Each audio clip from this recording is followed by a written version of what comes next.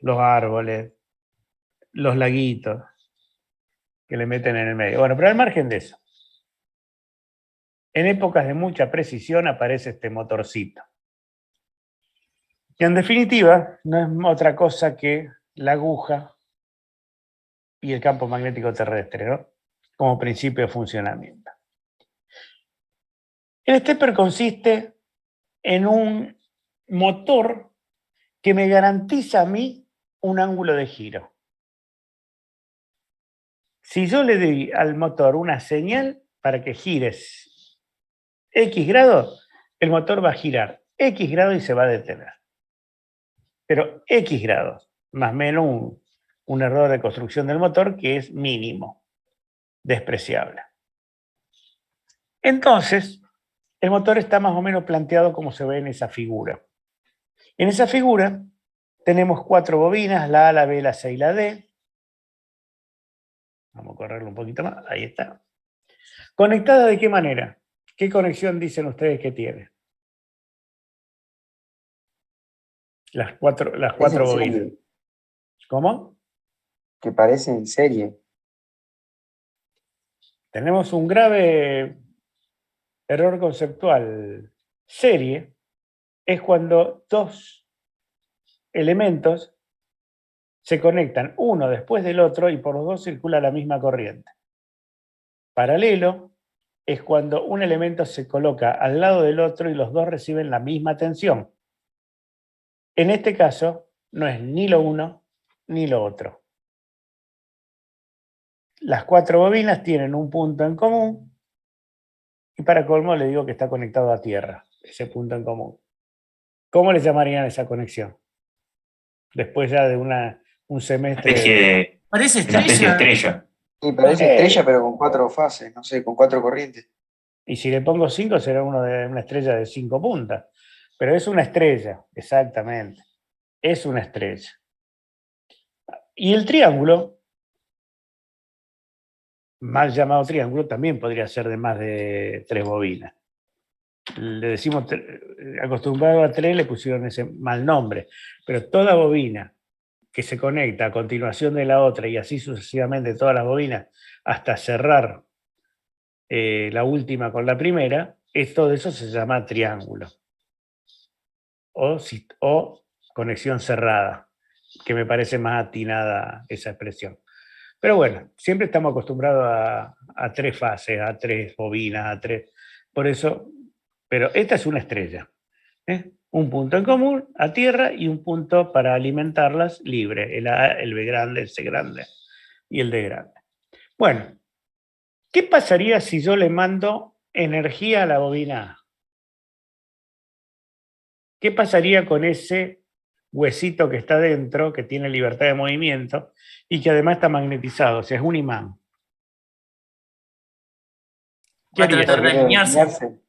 Exacto, se va a alinear con la bobina A. Por lo tanto, si quiero que gire 90 grados, tengo 2 posibilidades. O le mando un pulso de energía a la bobina B, o le mando un pulso de energía a la bobina D y girará 90 grados para un lado o 90 grados para el otro. Pero producirá un giro de 90 grados. Si yo quiero que gire de 90 en 90, tendré que mandarle pulsos alternativamente al A, después al B, después al C, después al D, después al A, después al B. Y así el motorcito va a ir girando de 90 en 90 grados hasta que haya desarrollado todos los pulsos que le pedí. Por ejemplo, si yo tuviese que girar 360 grados, le tengo que mandar 4 pulsos. Si quiero girar 450 grados, le tengo que mandar 5 pulsos. 5 Y si por 9, quiere girar 45. 45, No puedo, porque este es un stepper de 90 grados. Por lo que vinimos diciendo hasta ahora. Ahora, si vos a este stepper de 90 grados lo querés transformar en un stepper de 45, ¿qué harías? Ya que lo preguntaste. y tengo que agregar 4 bobinas más. Puedo agregar 4 bobinas más, lo cual sería comprar otro motor, porque no se pueden desarmar los motores y agregar bobina, pero yo podría a este motor transformarlo en un stepper de 45 grados. La solución está creo que a la izquierda, pero en vez de leerla, piénsenlo de esa manera, es mucho más creativo y lucrativo. Claro, si le mandás la misma tensión a A y B, entonces el motor se va a alinear entre la mitad. Exacto. ¿Por qué? Porque la composición de los dos campos, el A y el B, me da un campo a 45 grados. Entonces, yo le tendría que mandar, para que sea un stepper de 45 en 45, un pulso A, después un pulso A y a B juntos, después un pulso a B, después un pulso a B y a C juntos. Y así sucesivamente el motor iría de 45 en 45. Si esto fuese un posicionador del más elemental, el más elemental como posicionador es que este motorcito mueva un tornillo y que por el tornillo se desplace una tuerca. 90 grados, de 90 en 90, ¿es preciso? ¿Ustedes cómo lo ven? ¿Como algo preciso o poco preciso? Un Para CNC creo que se mueve a milésimas de milímetros, así que supongo que los grados son mucho menores a la unidad. A ver, supónganse que el posicionador era un tornillo que giraba y una tuerca que se desplaza según el giro de ese tornillo. Para redondear más o menos, supónganse que el tornillo de media pulgada en rosca Whitworth, el paso de rosca, o sea, de un hilo al otro, es 1 milímetro más o menos. O sea que yo, con una vuelta completa, la tuerca se corre 1 milímetro. Así que si voy de cuarto en cuarto vuelta, de 90 en 90, voy 25 centésimas de milímetro. Es bastante para muchos posicionadores ir en cada pulso avanzar 25 centésimas. Es un buen posicionador. Para otros no alcanzará, será poco, pero para muchos alcanza. O sea que un stepper de 90 en 90 no es moco de pavo. Es bastante bueno. Bueno, si ahora les cuento que se consiguen stepper que varían de fracción de grado en fracción de grado, no de 90 en 90, menos de 1 grado, verán la precisión que tienen este tipo de motorcito. Bien, uno de los primeros motores stepper que pueden ver diseñado por ahí es este que se llama de imán permanente, porque adentro lo que tiene es un imán. Bien. Otra posibilidad de construcción es esto que se llaman de reluctancia. Por eso yo les decía antes, tengan en cuenta que van a necesitar el concepto de cupla de reluctancia. Tengo afuera 4 bobinas, la A, la B, la C y la D, minúsculas. Esas son bobinas fijas afuera en el estator. Y adentro tengo un rotor que se llama de polos salientes, que tiene 5 polos, el A, el B, el C, el D y el E.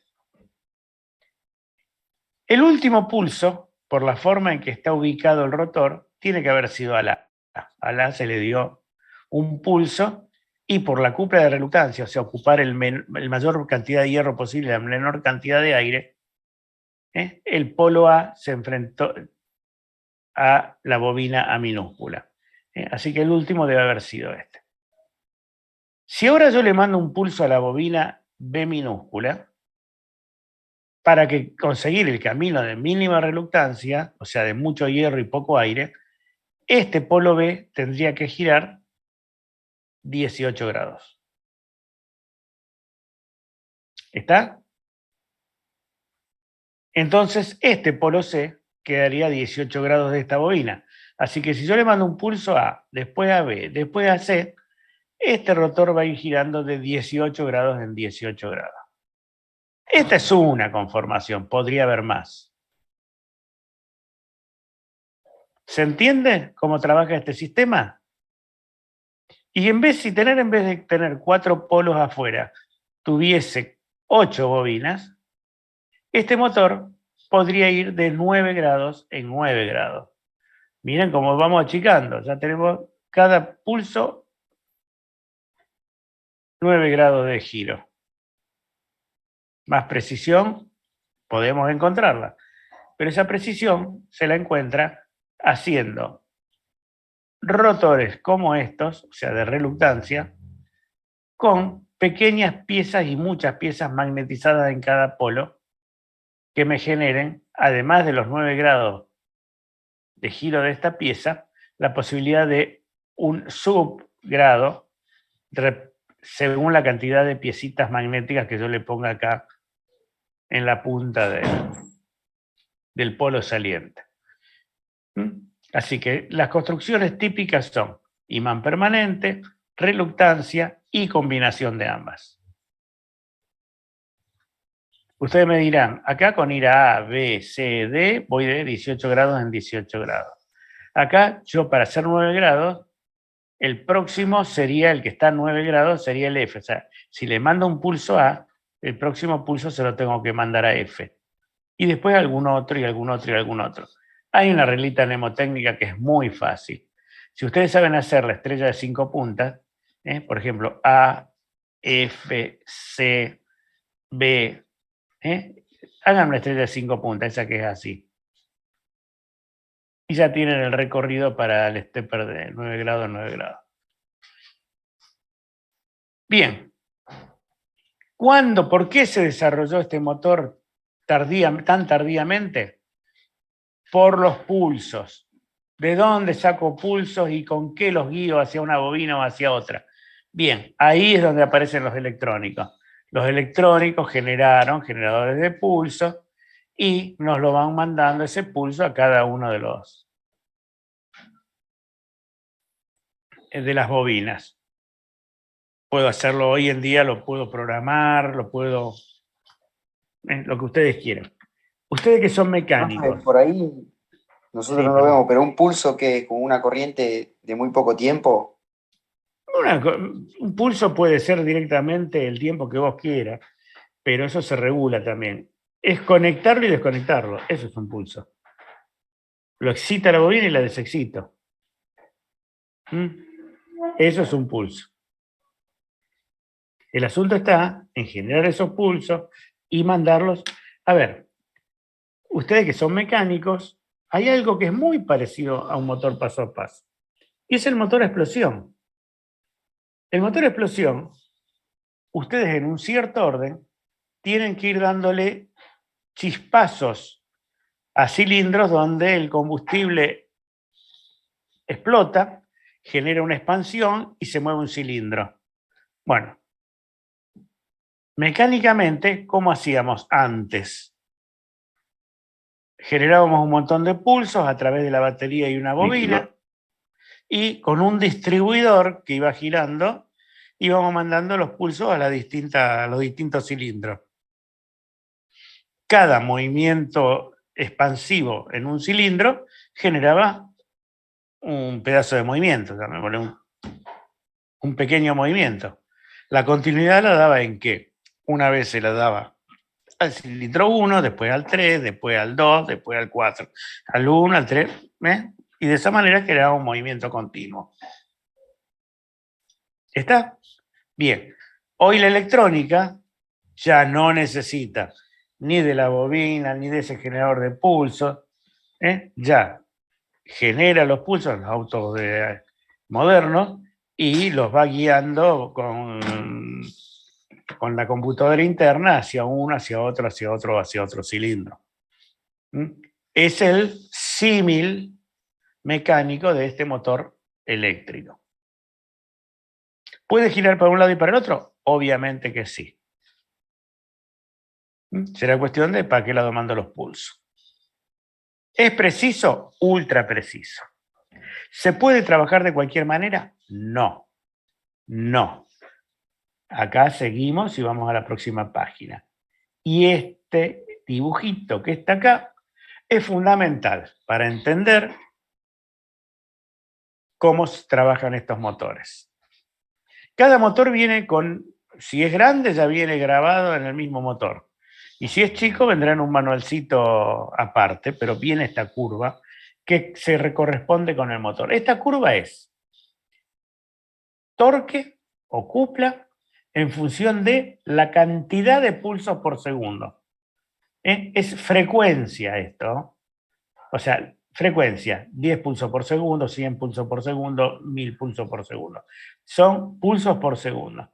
Y para ese motorcito viene una curva como esta, donde esta es la cupla máxima que puede entregar el motor, o sea, el motor tiene que trabajar de cupla máxima para abajo, pero para cada una de las cuplas, supongamos esta, la TM, yo voy a tener acá, donde se intersecta con el mínimo, voy a tener una frecuencia de mínimo y una frecuencia de máximo. ¿Qué quiere decir esto? Que yo no le puedo mandar pulsos tan lentos como para que la máquina, para hacer 10 pulsos, haga uno y pare, haga otro y pare, haga otro y pare 10 veces. No. Estos motores no trabajan arrancando y parando. Si yo le digo que haga 10 pasos, arranca, hace los 10 pasos y para. No va de manera discreta, va de manera continua. Pero tampoco le tengo que dar los pulsos tan rápido como para que mecánicamente el rotor no lo pueda seguir. O sea, le estoy mandando el tercer pulso y todavía no hizo el primero. Se desincroniza y se para. ¿Se entiende? Para esta cupla, el motor la va a dar entre esta frecuencia y esta de pulso. Pulsos por segundo.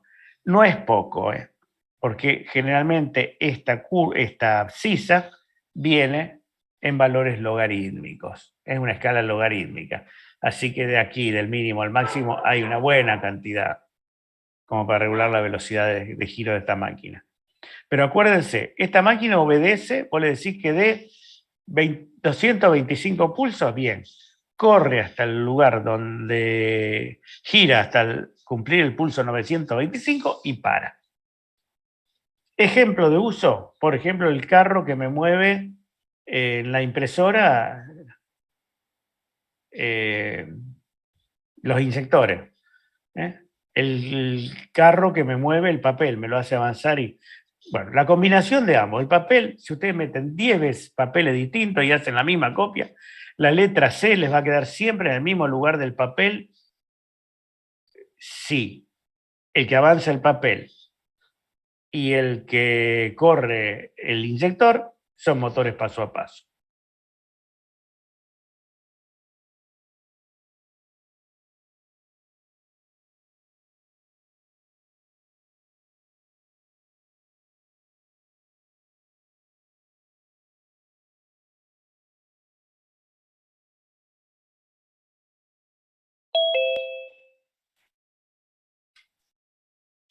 Bueno, esto termino.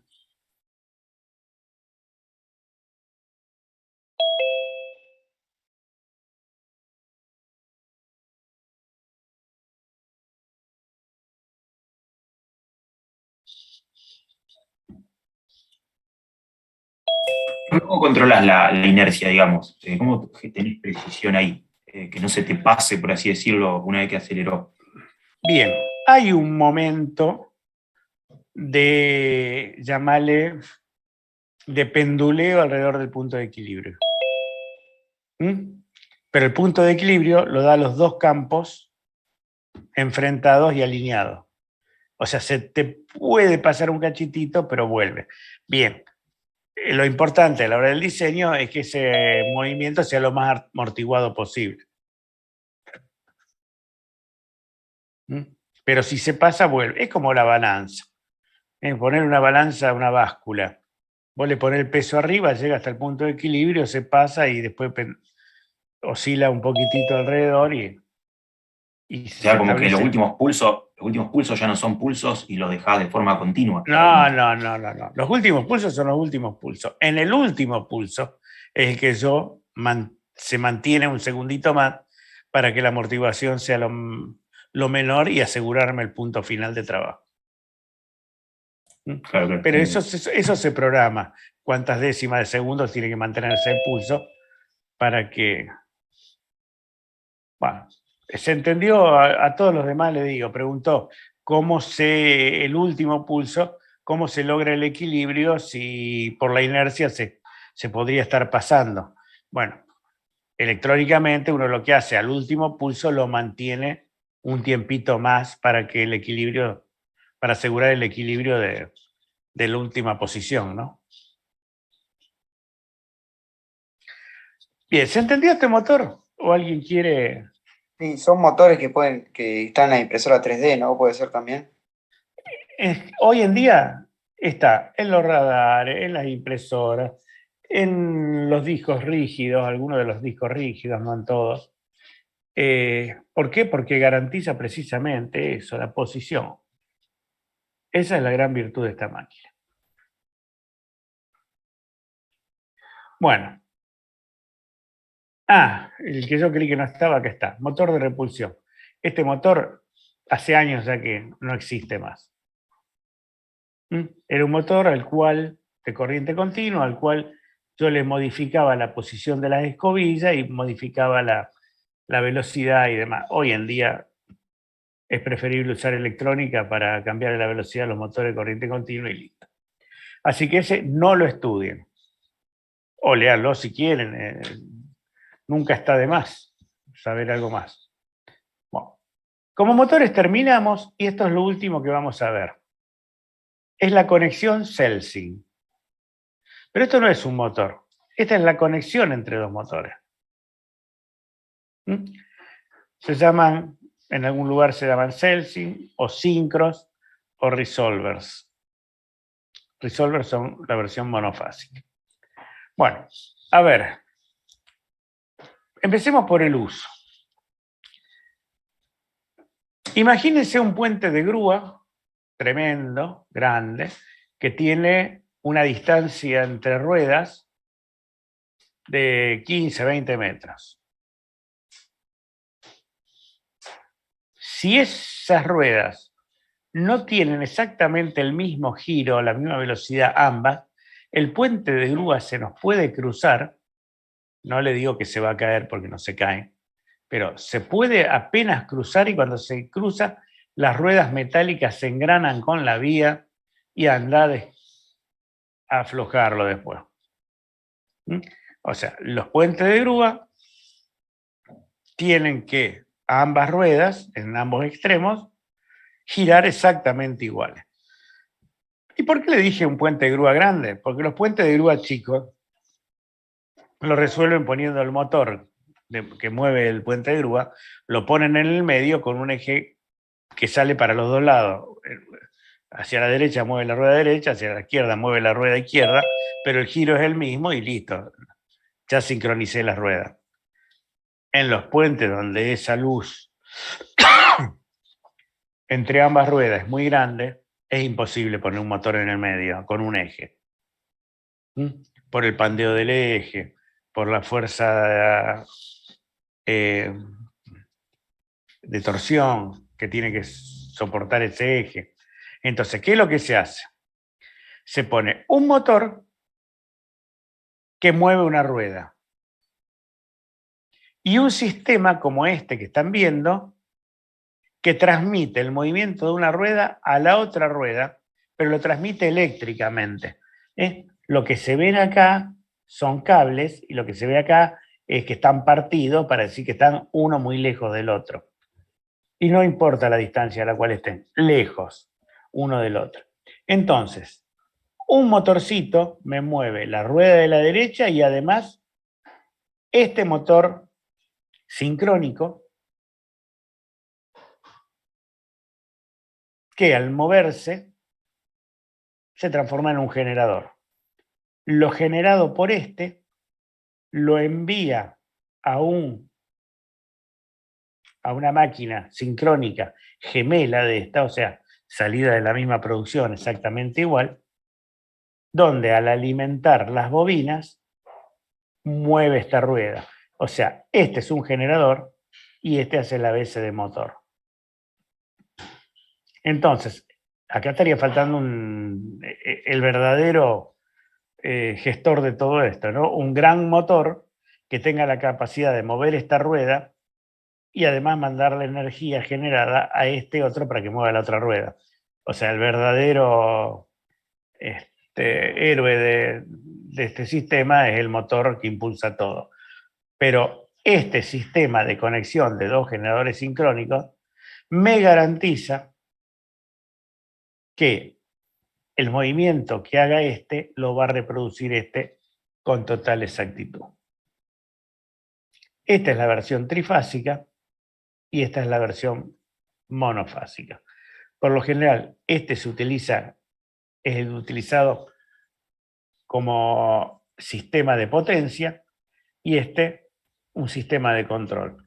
¿Qué quiere decir sistema de control? No maneja potencia. Acá lo importante es que si yo mecánica o manualmente muevo este rotor, este lo reproduce, de la misma manera que era el otro. Pero no está preparado para girar, o sea, este girando y este repitiendo el giro. Este repite el movimiento nomás. O sea, podría ser, para abrir una esclusa de este lado, abro la de este lado al mismo tiempo. Este rotorcito cierra un interruptor eléctrico, bueno, a 1000 metros otro interruptor va a estar cerrándose solo. O sea, no necesito poner una persona acá, otra acá y un walkie-talkie para decir ahora. No. O sea, son elementos que reproducen movimientos a distancia con máquinas eléctricas. De este tipo de conexiones, si entran en Google, van a encontrar. La Celsin es una de las tantas. Combinaciones de máquinas a montones para resolver problemas. Bueno, terminó. Las preguntas que quieran, siempre y cuando las sepa. Profe, pero yo no termino de entender bien qué pasa si energizás los dos al mismo tiempo. O sea, estamos hablando de dos motores. Ahí me perdí un poquito. ¿Para qué? No. No energizo a ninguno de los dos. Yo, con un motor, ¿se ve el cursor, el movimiento del cursor? Sí. Bien, un motor puesto acá tiene su eje que hace girar a este rotor y además la rueda de este lado. Este rotor, cuando gira, genera energía eléctrica que le aplica a este otro. Este otro recibe energía eléctrica y entrega energía mecánica. O sea, este genera y este es motor.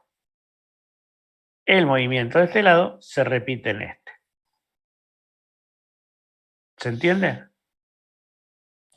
Está bien, o sea, está perfecto. El Entrás con un movimiento mecánico. Yo había entendido, por eso entendí mal. El verdadero héroe de acá, lo vuelvo a repetir, es este motor que no solo tiene que mover la rueda de la derecha, la potencia para mover la rueda de la izquierda, sino además tiene que mover a este generador para que genere, y este no, este actúa como motor moviendo la otra rueda. Pero bueno, si vamos al balance energético, este motor tiene que ser suficiente como para mover ambas ruedas. Lo que pasa es que a uno la mueve directamente y a la otra la mueve generando energía eléctrica y generando la cupla que mueve la otra rueda. ¿Lo dije muy difícil?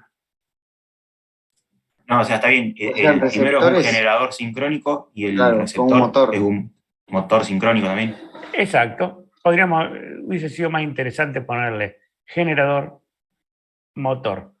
En realidad le pusieron transmisor porque transmite la energía eléctrica y te la recibe. Y el motor que hace el movimiento mecánico al principio puede ser de inducción. Ahí no me interesa mucho. Depende. No. Para mover un puente de grúa no es tan importante que la velocidad sea la sincrónica. Puede tener un deslizamiento, no hay ningún tipo de problema. La precisión en la velocidad no es importante para mover un puente de grúa. La cupla, la guía de arranque. Sí, no tiene que ser demasiado sensible, tiene que tener una cupla de arranque apenas superior a la de la carga, porque si no se acelera y ahí sí que un puente de grúa que empieza a moverse bruscamente con algo colgando de una linga y que se empiece a bambolear, no, tiene que ser muy suavecito y demás. Lo mismo que un motor. Uno siempre dice, oh, que el motor arranque lo más rápido posible. Sí, siempre y cuando ese motor no esté impulsando la bobinadora de papel de diario, por ejemplo. Si cada vez que arranca corto el papel, o una bobinadora de alambre, tiene que arrancar suavemente y subiendo su velocidad con una aceleración controlada para precisamente, porque arrancan bobinando.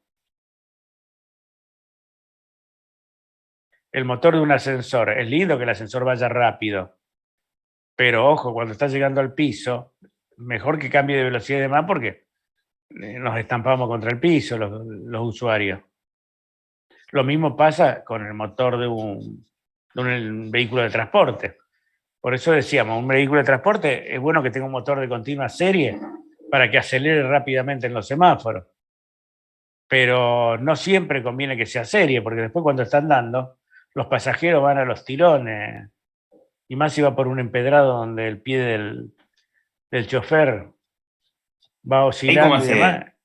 Entonces, ¿qué haces ahí? Usás un motor compuesto. Ahí es donde aparece el compuesto. El compuesto es uno que tiene un bobinado conectado en serie y uno en paralelo. Cuando aprieta el émbolo del acelerador, el chofer, lo que hace es, no bien lo empieza a apretar, habilita el serie y anula el paralelo. Y a medida que lo va apretando, va anulando el serie y habilitando el paralelo. O sea, arranca como serie y se traslada como derivación o paralelo. Profe, ahí en un vehículo de transporte, ¿no necesitas también que las dos ruedas, en caso de que sean dos las que están traccionando, se muevan a la misma velocidad? Por supuesto. Regular, todo por electrónicamente supuesto. regulás ahí. Ahí se regula todo electrónicamente con sensores en los motores de ahora. En los motores acá de puedo hacer lo eléctricos, mismo, pero es más porque caro. ojo, el motor eléctrico no se inventó hoy. Anteriormente, el motor, en vez de llevar un motor en cada rueda, el motor eléctrico se llevaba un motor nada más en la tracción delantera y salía un eje para cada lado. Y eso no es bueno. Eso no es bueno. Porque acuérdense que las ruedas no tienen que girar a la misma velocidad. Tienen que girar a la velocidad que necesiten girar. ¿Cuál es el gran invento? Diferencial. ¿Eh? Repetí. El diferencial. El diferencial fue el gran invento que ahorró en neumáticos, que si no antes pegar un giro en una esquina sin el diferencial era un imposible. Aparte te afloja todas las masas. Bueno, pero no, todo se fue aplicando a medida que fue apareciendo el problema. Los primeros Profe, motores... y acá, si quiero hacer lo mismo en el puente de grúa con dos motores de continua, lo puedo hacer, digamos, pero me sale más caro entre toda la electrónica, tengo que rectificar y eso. Pero, o sea, sería la solución más económica a esa, digamos, de utilizar continua. Sí, y además una seguridad. Esto no falla nunca. Esto no falla nunca. No hay una electrónica que por algún momento pueda fallar.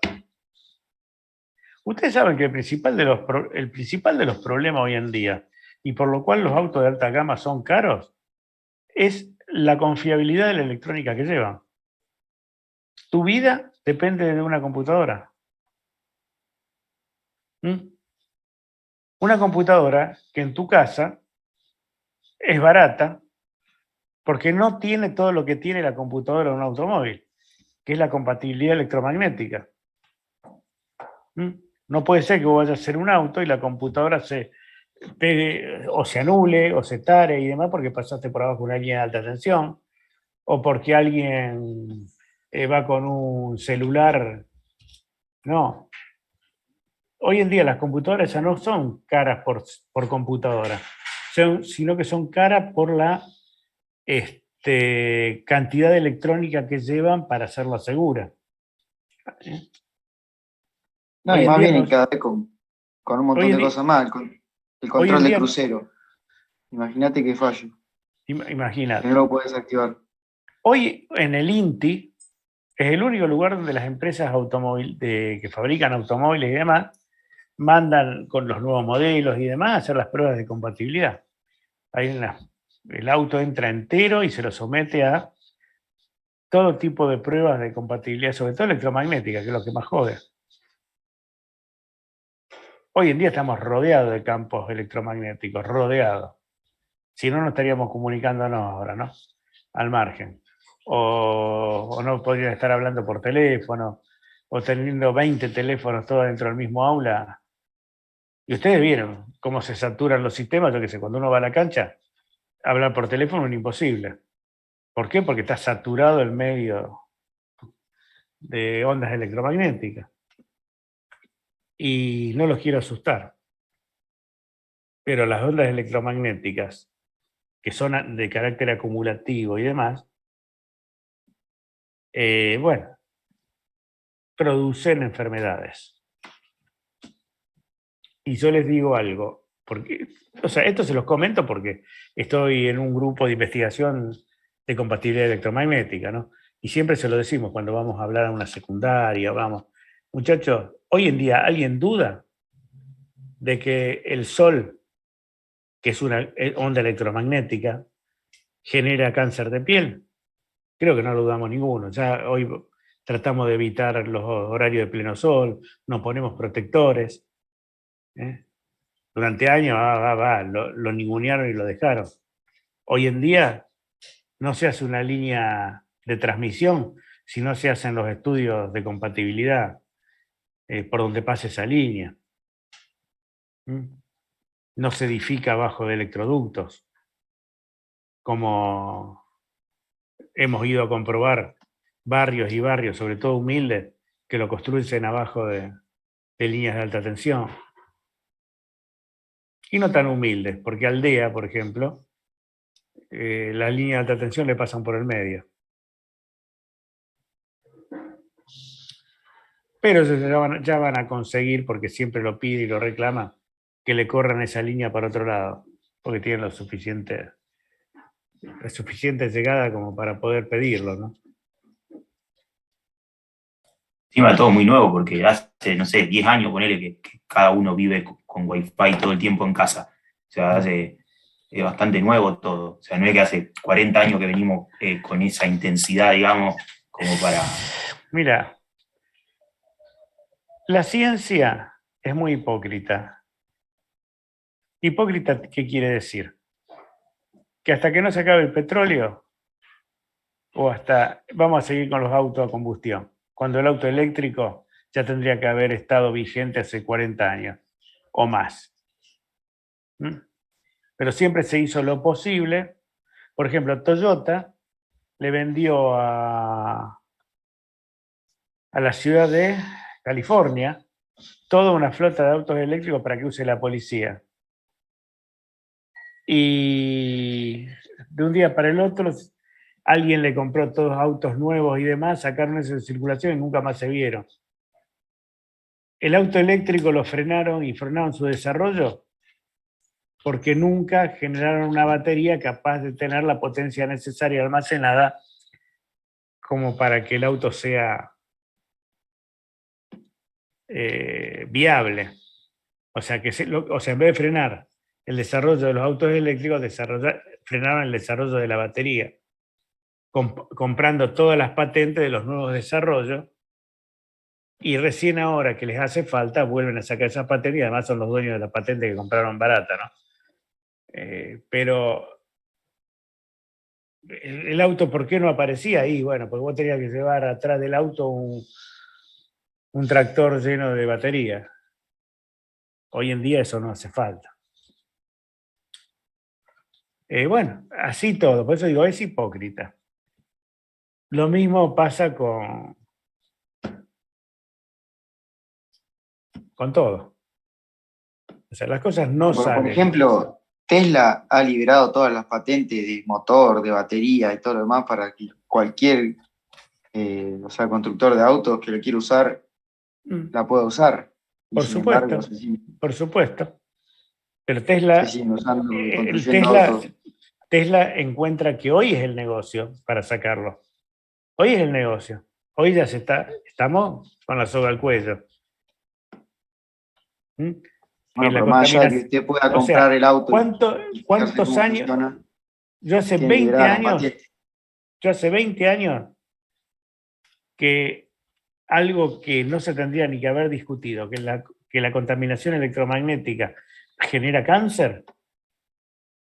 Bien, se discutió que los agroquímicos generan cáncer, se siguió discutiendo y demás, y nos daban todas las ventajas y demás, y hoy vas a cualquier pueblo y te fumigan en la vereda de enfrente. Vos tenés construido tu casa en una vereda y en la vereda de enfrente se están fumigando. Bueno, hoy en día ya eso prácticamente, ya hoy no hay médico que lo discuta y demás. Y no te olvides de que no solamente es económico, también hay intereses políticos. El año pasado se discutió la vacuna, si una vacuna era buena o era mala. Cuando de chicos nos meten 15 vacunas y nunca lo objetamos. Pero bueno, el negocio era discutir la vacuna. Hoy en día, como la vacuna ya llegó para todo y demás, políticamente no interesa, entonces ahora se discute la tercera dosis, y después se va a discutir, y siempre los que estamos en el medio somos nosotros.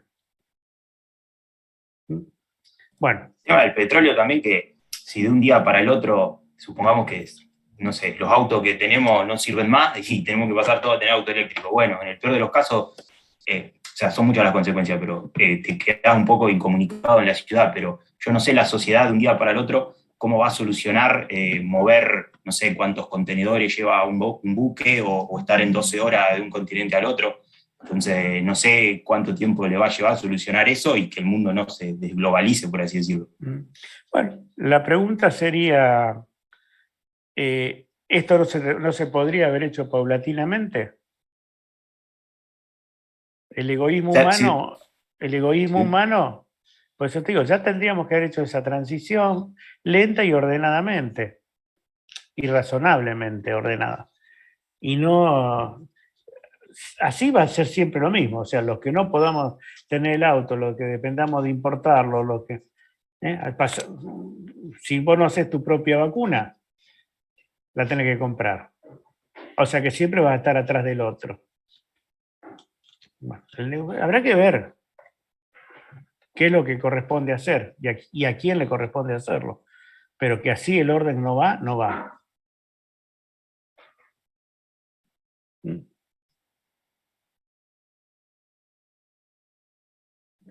Bien. Les puedo dar algunos consejitos si quieren. Algunos consejos se los puedo dar. Por ejemplo, no se pongan el celular abajo de la almohada. Apáguenlo antes de irse a dormir. La mayor parte de los celulares, la alarma funciona igual aunque esté apagado. La mayor parte, no todo. No lo pongan en la mesita de luz a 20 centímetros de la cabeza. O sea, eso es lo más importante. No lo tengan siempre buscando cosas. Pongan los datos cuando hagan falta. No los lleven en el bolsillo cerca de los genitales, por ejemplo. Todo ese tipo de cosas pueden ser una ayuda. No se dejen radiografiar tantas veces, porque hoy uno va al médico y, mira, me duele acá, bueno, hacete 2 radiografías. No, pará.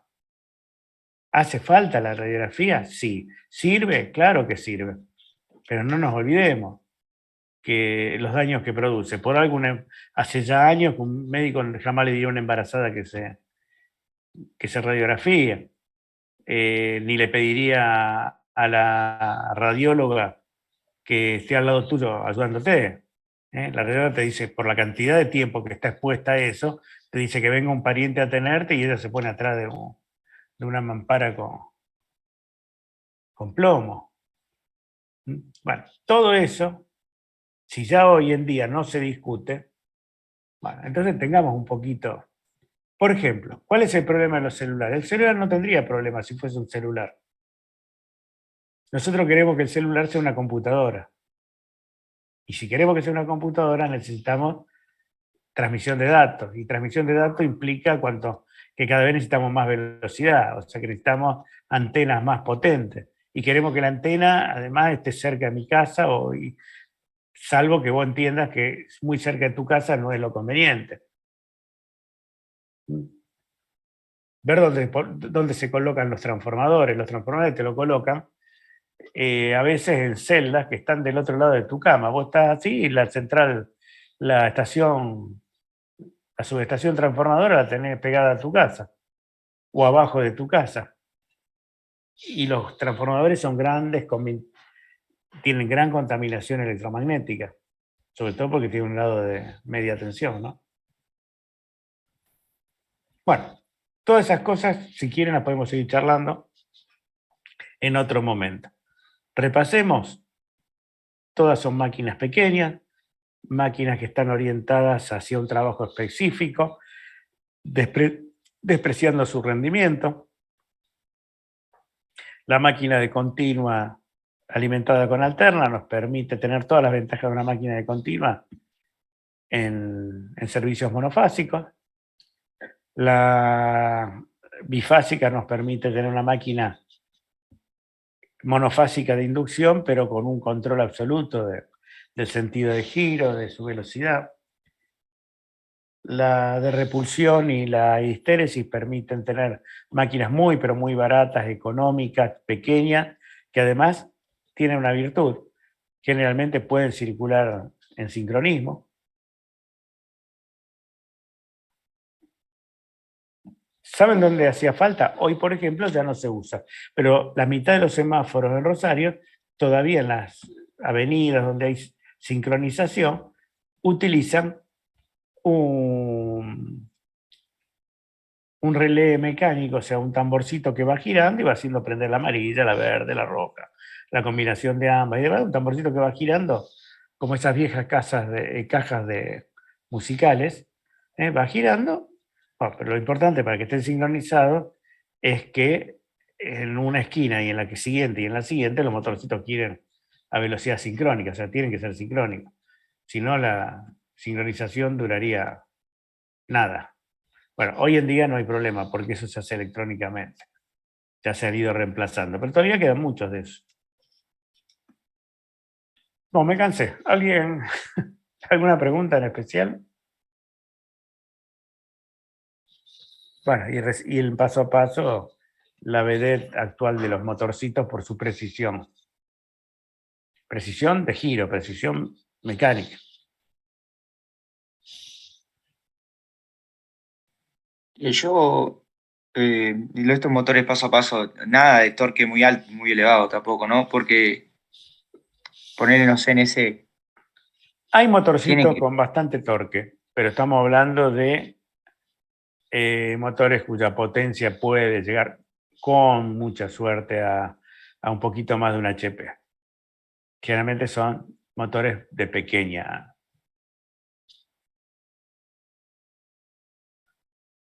Y no es que son caros, sino la electrónica que los controla es caro. No, son caros de por sí. Porque la construcción no es simple. Son rotores que tienen polos salientes, con inserciones en cada uno de los polos. Estoy hablando de los que tienen los de stepper de mayor precisión, ¿no? Con insertos de imanes permanentes en tirita. A ver, déjenme ver si me da el tiempo. A ver si se abre rápido. Intento. ¿Alguno de ustedes, por qué no lo busca? Pone motor paso a paso, imágenes, y nos lo muestra.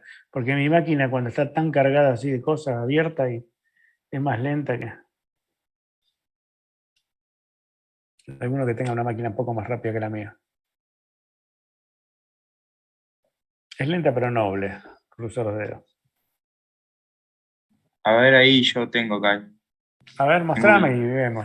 No sé cómo compartir acá. A ver, compartir pantalla. Ahí va. En compartir pantalla elegí esa ventana abierta que tenés. Bueno, ¿Ahí se ve? sí, sí, perfecto. Ven la cantidad de, miren, en cualquiera de esas imágenes, la cantidad de cablecitos que salen, porque cada cablecito que salen es un neutro y un polo.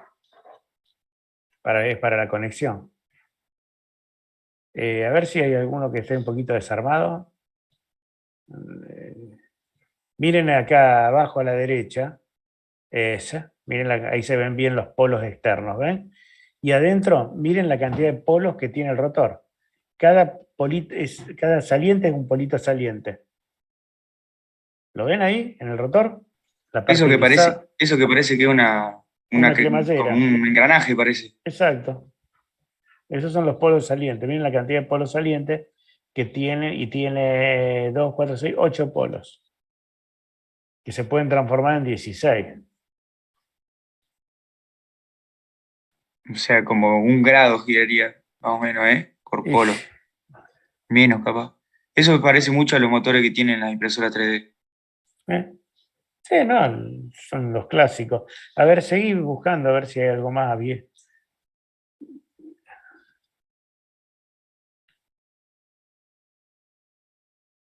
Alguno más que esté abierto, ¿no? ¿Algún nombre que quiera que busque? No, no. A ver, para. No. Poné motor paso a paso desarmado. Eso. Me sacaste. Sí, pero me parece así, no sé. A ver, ¿qué está aquí? Ah, bueno, ahí está. Debe ser el mismo. Ustedes, si estuviésemos en una clase normal y demás, yo llevaba uno desarmado siempre. Es el mismo de antes. La cremallera dentro de esa.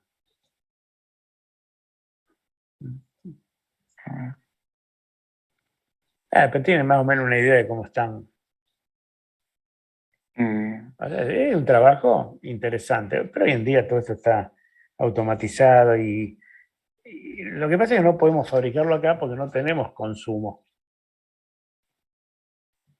Yo me acuerdo que trabajaba en una fábrica de máquinas de soldar, en Tauro trabajaba, y una vez queríamos trabajar bajo licencia y exagerando le dijimos que hacíamos 1000 máquinas por mes de esas. Y dice, ¿cuántas hacen de estas? 1000.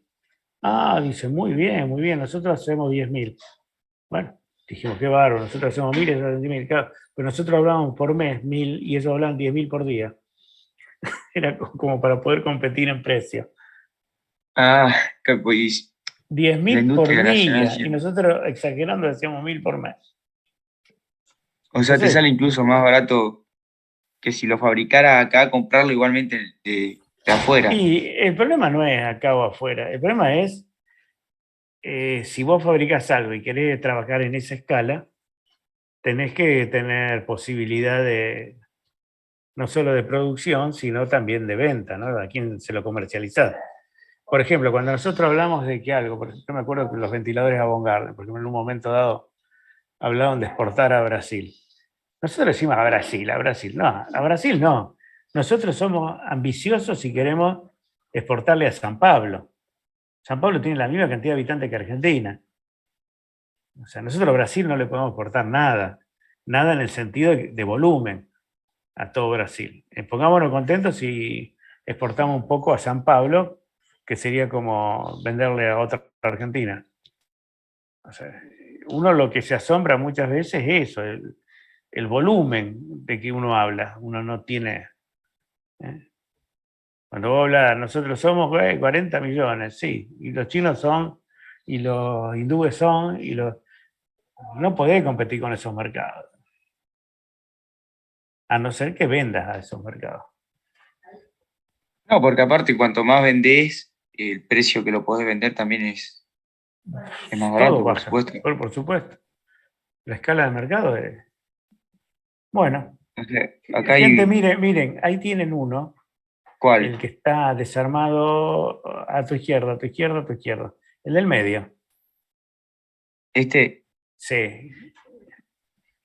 Ven los... No, el de al lado era el que tenía, se veía abajo de cada polo Este. los insertos de... ahí yo lo señalo para como si yo lo pudiese manejar. Acá, cada uno de esos, de esas tiritas es una tirita imanada, además de ser un polo. Imantada. Ese como que tiene dos como engranajes de polo, ¿no? Ustedes se fijan que en los polos del estator tienen los... Ahí está, en el polo del estator, donde están las bobinas, esas color cobre, tienen 5, en cada polo tienen 5 barritas de imán permanente.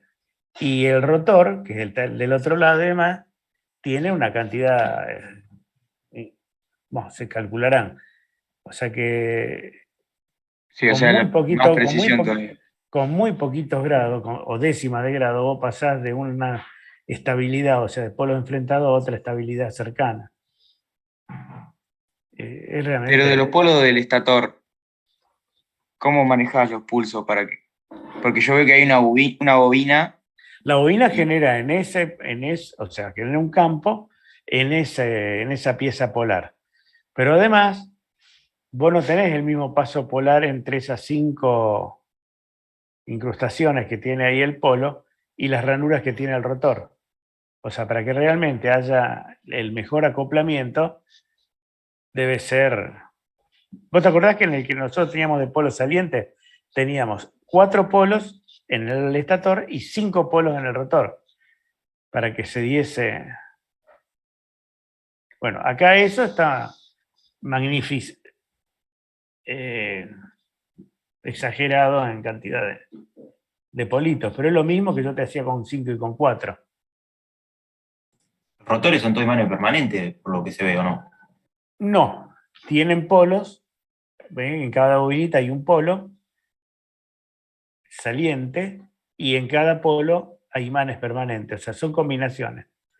Los de mucha precisión siempre son combinaciones. El rotor, decía yo igual. Sí, sí. No, el rotor es de reluctancia directamente. Los insertos de imanados están acá en el polo. Y yo lo sigo señalando como si yo Claro, ese engranaje de polo que tiene ahí no es un imán. Yo diría que no, porque no le veo separación de la pieza. El otro día, cuando ustedes hicieron la visita al laboratorio, Sí, sí. yo no me avivé de ir hasta el box, donde tengo un montón de motorcitos chiquititos desarmados. Pasa que todavía no lo habíamos visto, me parece, no lo vamos a entender. Sí, pero se lo podría haber ido mostrando. Lo dejaba colgado para el día que lo veamos, decía, pero por lo menos que ya lo hubiesen visto. O sea, si es No, a la de próxima gran, le saco si unas fotos. es de una potencia un poquito más importante, ahí sí necesitas entrar con continua, por así decirlo, al rotor y generar un Son campo más siempre grande. pequeños. Vos me hablar de potencia más grande, pero a ver si hubiese alguna tablita por ahí. Mirá alguna tablita. Pero un De CNC, por ahí, ejemplo, para mover un carro, ahí también me alcanza sí, lo que me... pero para mover un carro, vos lo movés con te vuelvo a repetir, con una reducción.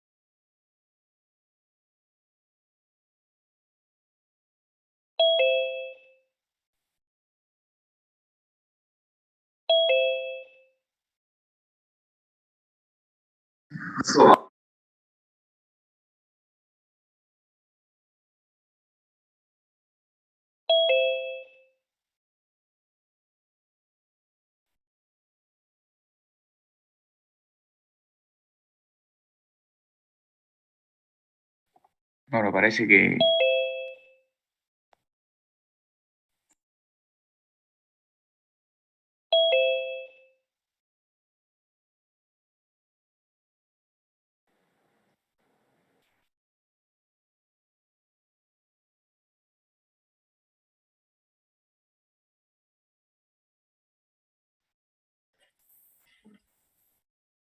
Hola, hola. Perdonen la demora. Bueno, si no hay nada sustancial así, dejamos algunas consultas para cuando quieran, me piden consultas. Yo martes y jueves a las 9 de la mañana estoy libre y si necesitan algo especial, me mandan un WhatsApp y no, y lo hacemos. Fijamos un horario y lo hacemos. ¿Alguien quiere hacer alguna Bueno, pregunta? Si no, ya les digo, los voy dejando. No, ya pregunté todo, yo, por lo menos. Bueno, listo. Según lo que me dice Julián, los que en clase son siempre los mismos. Nos vemos. Un abrazo. Chao, Jorge, muchas gracias. Chao. Por chao, nada. profe, hasta luego. Chao, hasta luego, gracias. Chao, chao.